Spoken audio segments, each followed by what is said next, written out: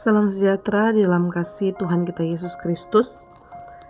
Gema kabar baik kembali menyapa kita yang didasari dalam renungan santapan harian Sabtu 30 Desember 2023. Firman Tuhan diambil di dalam 2 Tawarik 35 ayat yang ke-22. Tetapi Yosia tidak berpaling daripadanya, melainkan menyamar untuk berperang melawan dia. Ia tidak mengindahkan kata-kata Neko yang merupakan pesan Allah, lalu berperang di lembah Megido. Tema hari ini adalah nubuat yang gagal. Saudara dikasih dan diberkati Tuhan, karena Raja Yosia setia kepada Allah, tertulis janji sekaligus nubuat bahwa Yosia akan mati dengan damai dan sejahtera. Dalam 2 Tawarik 34 ayat yang ke-28. Namun mengapa lantas Yosia terbunuh oleh musuh di medan perang? Apakah nubuat itu gagal? Dalam kitab 2 Tawarik memang digambarkan bahwa Yosia yang melakukan reformasi di Yerusalem dan menghidupkan kembali ibadah di Bait Allah.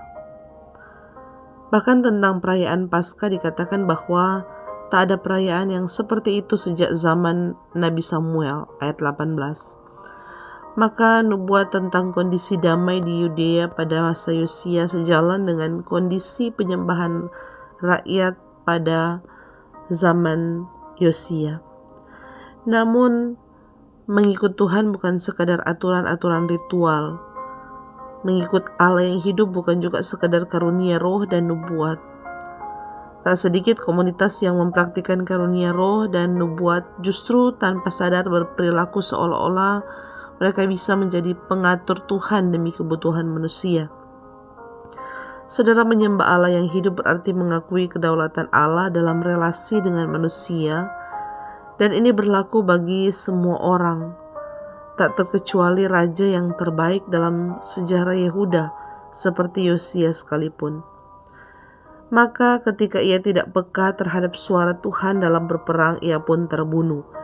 Itu bisa kita lihat di ayat selanjutnya, di ayat dari ayat yang ke-20 sampai ayat yang ke-24. Barangkali yang memenuhi pikiran Yosia pada saat itu adalah kalkulasi politis. Jika Mesir berhasil membantu Asyur dalam memulihkan kekuasaan mereka, mungkin saja reformasi di Yudea yang berjalan lancar terancam oleh kekuatan politik besar Asyur. Lagi pula, bukankah Nabi Yahuda sudah menubuatkan keamanan dan kesejahteraan untuk Yosia? Mungkinkah nubuat dari Tuhan salah dan gagal?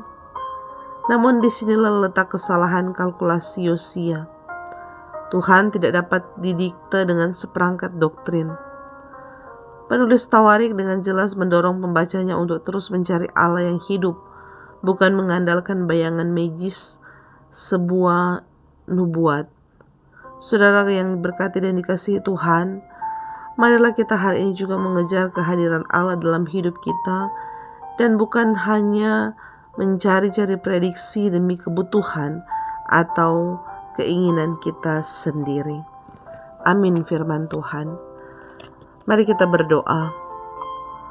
Bapa kami di dalam kerajaan sorga, saat ini Tuhan kembali mengingatkan kami supaya kami terus memahami dan mencari apa yang menjadi kehendak Tuhan.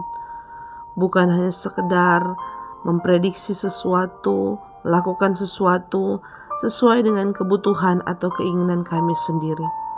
Biarlah ya Tuhan, sebagaimana firman Tuhan hari ini, kami diingatkan untuk selalu mengejar kehadiran Allah, kehadiran Engkau di dalam kehidupan kami. Terima kasih untuk setiap teguran-teguran Tuhan.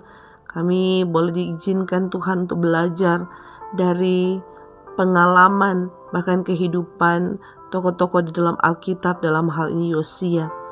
Mampukan kami Tuhan, supaya kami boleh menjadi umat Tuhan yang mau tetap setia, bergantung, bahkan belajar apa yang menjadi kehendak Tuhan dan memahami kedaulatan Tuhan dalam kehidupan kami. Terima kasih Bapa untuk firman-Mu di hari ini. Kami bersyukur, terpujilah Engkau. Dalam nama Tuhan Yesus kami berdoa. Amin. Saudara, demikian Gema Kabar Baik di hari ini telah menyapa kita. Selamat beraktivitas, Shalom. Tuhan Yesus memberkati.